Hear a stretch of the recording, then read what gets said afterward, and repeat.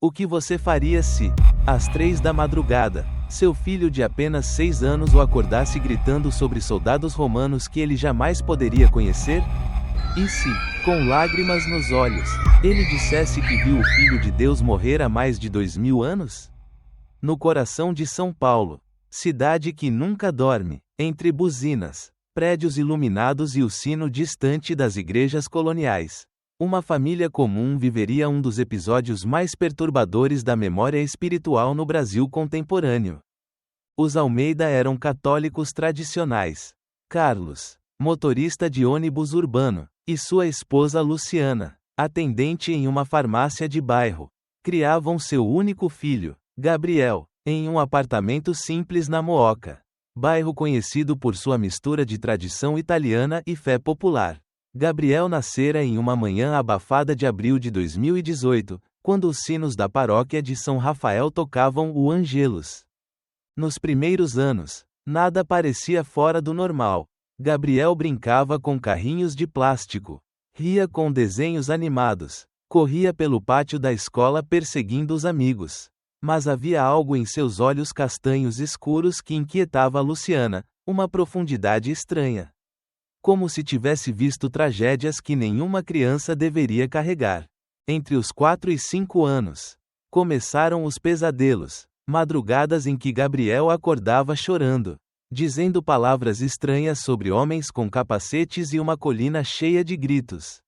Luciana o consolava com chá de camomila, achando que eram apenas sonhos da infância. Mas tudo mudou no dia 14 de setembro de 2024, festa da exaltação da Santa Cruz. A família tinha ido à missa na paróquia de São Rafael.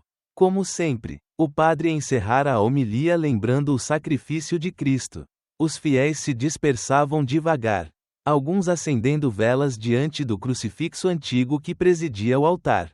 Gabriel caminhava de mãos dadas com a mãe quando, de repente, parou em frente ao crucifixo. Seus dedos se soltaram dos de Luciana. Ele ficou imóvel, olhando para a imagem de Cristo pregado na cruz. Seus olhos se encheram de lágrimas. Mãe, eu estava lá. Eu vi quando ele morreu. O céu ficou escuro. Carlos, que conversava com o vizinho sobre o preço da gasolina, correu ao ouvir: Filho, isso é coisa que você viu na TV, mas Gabriel balançou a cabeça com firmeza. Não, papai, eu estava em pé, com medo, eu não conseguia ir embora. Na volta para casa, os ruídos do trânsito na Radial Leste pareciam ecoar a aflição que o casal não sabia como explicar. À tarde, enquanto Luciana preparava feijoada para o almoço de domingo, Gabriel parecia brincar normalmente, mas, na hora da refeição, fez algo inesperado, subiu na cadeira e rezou uma oração que nenhum deles conhecia. Abá, Pai Celestial, abençoa este alimento, como abençoaste quando éramos 5.000 e todos se saciaram. Carlos deixou a colher cair. Quem te ensinou isso? Gabriel? O menino respondeu: Eu sempre soube. Papai, desde antes de estar aqui com vocês. Nos dias seguintes, a vida tentou seguir o curso normal. Carlos acordava cedo, dirigia o ônibus lotado pelas avenidas. Luciana atendia clientes apressados na farmácia.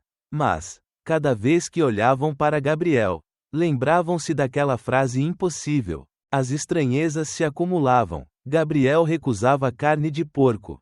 Não devemos comer isso. Meu povo não comia. Perguntado de qual povo falava, ele disse: os que seguiam o mestre. Uma tarde, brincando no quintal da avó, Gabriel pegou um punhado de terra e disse: Mãe, você sabia que a terra de Jerusalém cheira diferente quando chove? Luciana gelou. Como você sabe disso? Ele sorriu com nostalgia, porque eu caminhei por lá. Mãe, antes de vir para cá. É como se isso não bastasse. Alguns dias depois, no café da manhã, Gabriel perguntou de repente: Mãe, você sabe o que aconteceu com Bartimeu? Depois que voltou a ver, Luciana quase deixou cair a xícara. O menino descreveu o mendigo cego em detalhes, a túnica rasgada, o cheiro de poeira, as lágrimas quando viu o céu azul pela primeira vez. Carlos ficou pálido. Filho, quem te contou isso? Gabriel olhou sério. Eu estava lá. Eu carregava a sacola com os pães. A partir daí, os Almeida perceberam que não estavam diante de um simples devaneio infantil. Estavam no meio de algo maior.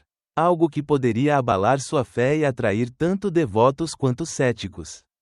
É no Brasil, terra de promessas pagas em Aparecida. Cartas psicografadas de Chico Xavier e cânticos da Umbanda ao som do atabaque, todos entenderiam o peso de um menino que diz: eu estava lá. Naquela semana, a vida da família Almeida parecia seguir como de costume. Carlos acordava antes do sol para dirigir o ônibus lotado pela Avenida Paulista. Luciana organizava as prateleiras da farmácia. E Gabriel brincava no pátio da avó, cercado pelo cheiro de pão fresco da padaria da esquina. Mas, por trás dessa rotina, um silêncio pesado pairava. Cada olhar para o menino trazia a lembrança da frase: eu estava lá. Certo dia, durante o almoço de domingo, Gabriel recusou a feijoada servida com orgulho pela avó. Não, vovó, isso não é certo. O mestre não comia carne de porco. A mesa ficou em silêncio. A avó se benzeu e murmurou: Ave Maria. Naquela noite, enquanto Carlos fechava as janelas do apartamento para abafar o barulho constante dos ônibus, Gabriel se aproximou com um desenho feito em papel de escola. Era um portão de pedra, com mercadores vendendo figos e azeitonas. Mãe, você sabia que eu já passei por esse portão? Era a Porta das Ovelhas. Em Jerusalém, saímos por ali quando íamos para Betânia visitar Marta, Maria e Lázaro. Luciana engoliu seco. Como poderia um menino de 6 anos descrever em detalhes um lugar que ela mesma só ouvira falar nas leituras bíblicas? Alguns dias depois, o caso ganhou uma testemunha inesperada. A professora de Gabriel, Dona Teresa, chamou os pais para conversar. Com voz preocupada, disse: seu filho anda contando na escola que conheceu Jesus pessoalmente. Ele descreve coisas que eu mesma, que estudo a Bíblia, nunca ouvi. Carlos tentou rir, mas sua voz saiu trêmula. Na volta, Luciana não aguentou. Carlos, e se não for imaginação? E se for algo maior? O marido apertou o volante. Se isso for verdade, vai atrair gente, crentes e descrentes. Precisamos nos preparar. E não demorou. Primeiro vieram vizinhos curiosos, pedindo para ouvir as histórias de Gabriel. Depois, um repórter de rádio comunitária apareceu. Finalmente, alguém que mudaria tudo, seu Arnaldo, cronista popular do bairro, homem idoso que registrava as histórias de São Paulo em jornais locais. Ao ouvir Gabriel, seus olhos marejaram. Eu ouvi falar de crianças assim em Minas, nos tempos de Chico Xavier. Mas aqui, na Mooca, isso é novo. Alguns dias depois, Arnaldo voltou acompanhado de uma convidada, doutora Helena Duarte, arqueóloga brasileira que havia participado de escavações em Israel. Era cética, mas também curiosa. Sentou-se com Gabriel sob a sombra de um ipê amarelo. Flores espalhadas pelo chão. Gabriel, se você esteve mesmo em Jerusalém, me diga, qual era o nome da piscina onde as pessoas iam se curar? O menino respondeu sem hesitar: Betesda. Tinha 5 pórticos de pedra. Os doentes esperavam a água se mover. Helena anotou em seu caderno. E como era a casa de Marta e Maria em Betânia? 2 andares de pedra branca. Um pátio com um poço no meio. Maria guardava um frasco pequenino com perfume caro, nardo puro. O silêncio foi imediato. Helena se levantou, nervosa. Isso não é possível. Em 2019, minha equipe escavou uma casa em Betânia. Encontramos exatamente essa descrição. O relatório ainda é confidencial. Nenhum livro publicou isso. Carlos e Luciana se entreolharam. Sem palavras. Seu Arnaldo murmurou: se um menino da Mooca sabe o que só arqueólogos viram, então estamos diante de algo que pode mudar a fé de muita gente. No Brasil, terra onde multidões ainda vão à Aparecida pagar promessas, onde a memória de Chico Xavier consola famílias e onde terreiros de Umbanda recebem espíritos em cantos e tambores.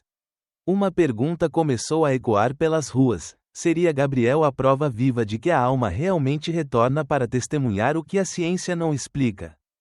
As semanas seguintes foram de tensão crescente. O boato corria rápido pelos corredores da Mooca, um menino que lembra a época de Jesus. Alguns vizinhos vinham bater a porta pedindo para ouvir Gabriel falar. Outros se benziam e diziam que era coisa do demônio. Certa noite, depois da missa, o padre Augusto chamou Carlos e Luciana para conversar. Filhos, o que seu menino anda dizendo é sério. A igreja sempre foi prudente com essas histórias. Mas não posso negar que há algo diferente nele. Carlos perguntou, ansioso, o senhor acha que devemos levá-lo a um psicólogo? O padre respirou fundo. A fé não exclui a ciência. Talvez seja bom, mas lembrem-se, Deus fala de formas que nem sempre entendemos. Na mesma semana, chegaram 2 visitantes inesperados, irmã Celina, freira de uma congregação carmelita, e doutor Roberto Nogueira, psiquiatra ligado a um grupo espírita de Belo Horizonte. A cena era improvável, uma freira de hábito marrom e um médico espírita sentados na sala apertada de um apartamento da Mooca. Olhando para um menino de 6 anos. Irmãozinho, disse a freira com voz doce. Você pode me contar como eram os olhos de Jesus? Gabriel sorriu como quem vê uma lembrança, eram cor de mel. Quando ele olhava, parecia que via tudo dentro da gente, até o que escondíamos de nós mesmos. O doutor anotava cada palavra. Ele descreve com emoção coerente. Não há sinais de fantasia infantil comum. Parece memória vívida. Carlos e Luciana se entreolhavam, divididos entre fé e medo. Na semana seguinte, algo ainda mais perturbador aconteceu. Durante a madrugada, Gabriel foi encontrado de pé na sacada do apartamento, olhando para o céu nublado de São Paulo. Murmurava em uma língua estranha. Quando a mãe o chamou, ele disse: estou falando com o mestre. Ele disse que virão pessoas de longe. Alguns vão acreditar, outros vão rir, mas eu não devo ter medo. No dia seguinte, o prenúncio se cumpriu. Um pesquisador italiano, enviado pelo Vaticano, chegou acompanhado de uma jornalista da Rede Globo interessada em fazer reportagem. A pressão aumentou. Na entrevista improvisada, a jornalista perguntou: Gabriel, o que você lembra exatamente? Ele contou, com detalhes assustadores, a cena da crucificação, o vinho misturado com fel, o soldado chamado Marco que lançou sortes pela túnica, o som dos cravos. A jornalista ficou pálida, desligou a câmera e sussurrou: isso não estava no catecismo infantil. O pesquisador do Vaticano permaneceu em silêncio, apenas tomando notas. Para os brasileiros, acostumados com as histórias de Chico Xavier psicografando detalhes de acidentes, e com a fé popular que encontra sinais em sonhos e objetos simples, o caso de Gabriel se tornava ainda mais inquietante. E então veio a virada. Um sábado de manhã, São Paulo acordou debaixo de chuva forte. O trânsito na Marginal Tietê estava parado, e o barulho de sirenes misturava-se ao trovão. No pequeno apartamento dos Almeida, Gabriel tomou a mão do pai e disse: Papai, quando Jesus morreu, a terra tremeu e muitos túmulos se abriram. Eu vi pessoas saindo, caminhando pela cidade. Eu vi meu avô Arão. Ele sorriu para mim. Carlos quase deixou o filho cair no colo. O detalhe ecoava passagens bíblicas pouco conhecidas e tradições apócrifas raríssimas. Naquela noite, enquanto a cidade ainda chorava pela tragédia recente das chuvas em Petrópolis, que haviam levado tantas vidas, Luciana olhou para o filho dormindo e pensou: será que a dor coletiva do nosso povo também é lembrada no céu? Assim como a dor daquela cruz em Jerusalém? E a pergunta começou a crescer. Como uma sombra iluminada, se uma criança de São Paulo pode carregar lembranças de 2000 anos atrás, o que mais as almas podem guardar além da morte? O caso de Gabriel já não era segredo. A reportagem da televisão não chegou a ir ao ar, mas bastou uma jornalista comentar nos bastidores para que boatos se espalhassem pelas redes sociais. Logo, pessoas batiam à porta dos Almeida, curiosos, fiéis em busca de sinais, e até céticos que queriam desmascarar o menino. Numa tarde de domingo, quando o sol se escondia atrás dos prédios do centro, Chegou uma visita inesperada, professor Álvaro Menezes, historiador da USP, acompanhado de mãe Yara, líder de um terreiro de Umbanda na Zona Leste. A cena era improvável, um acadêmico de terno, uma mãe de santo vestida de branco, sentados no sofá apertado de um apartamento da Mooca. O professor começou com ceticismo educado: menino, se você realmente viveu naquela época, diga algo que não esteja nos evangelhos comuns. Gabriel, brincando com um carrinho na mesa, respondeu: quando chegávamos a Betânia, Maria sempre fazia pão com mel, e Lázaro ria alto, tinha uma gargalhada que ecoava. Álvaro ficou em silêncio. Aquele detalhe coincidira com uma nota perdida em manuscritos apócrifos que ele estudara.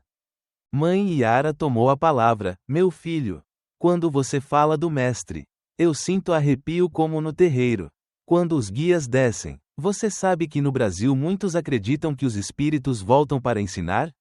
Gabriel assentiu com seriedade. O mestre disse que as almas voltam quando precisam lembrar os homens de que o amor não morre.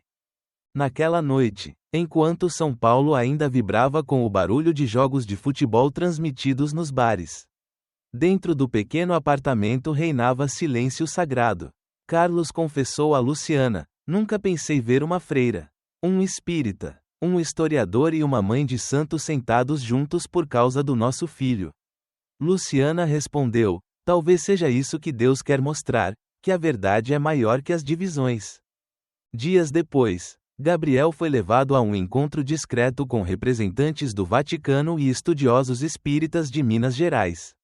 Colocaram diante dele réplicas de objetos antigos, uma moeda romana, uma lâmpada de barro, um cravo de ferro. Ao ver o cravo, Gabriel começou a chorar. O barulho era como o trovão batendo no ferro molhado. Eu não queria olhar, mas não conseguia ir embora.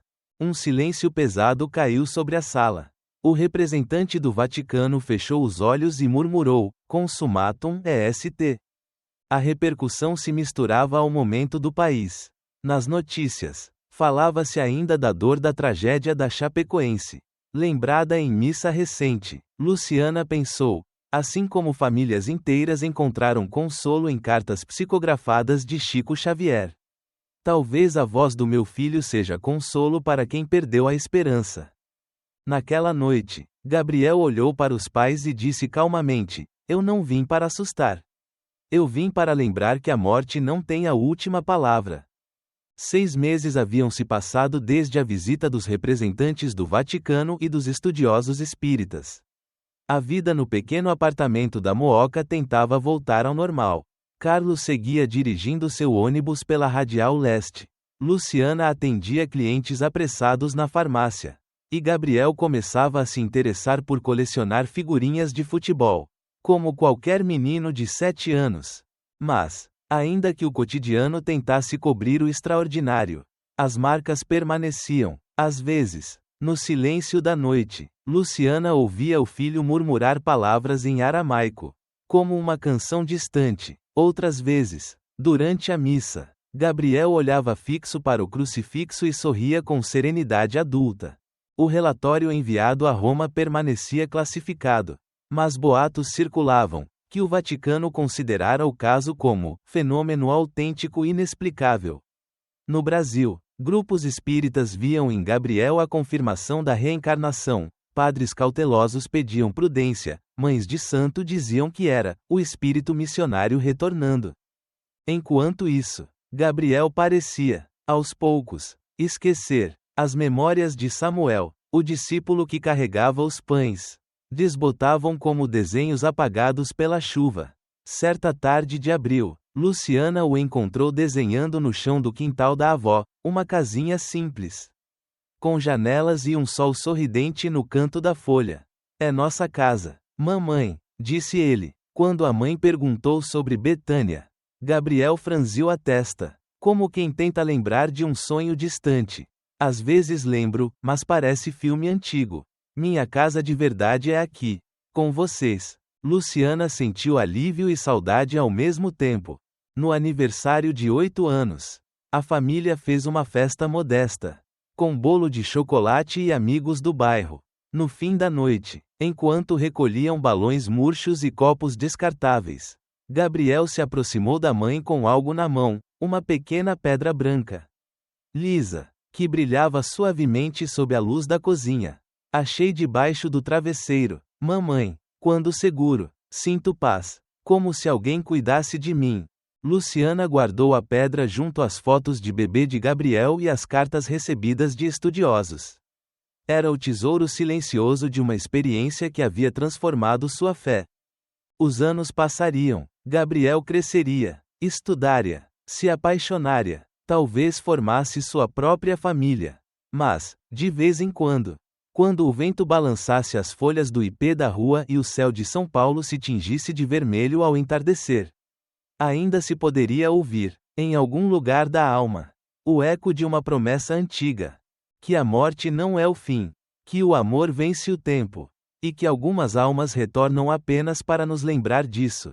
Na Mooca, no coração de uma metrópole barulhenta, um menino havia carregado por um instante a memória de 2000 anos. É como as cartas de Chico Xavier, como os cânticos da Umbanda, como as preces em Aparecida. Sua história ficou como testemunho, os milagres nunca cessaram. Apenas esperam o momento certo para se revelar.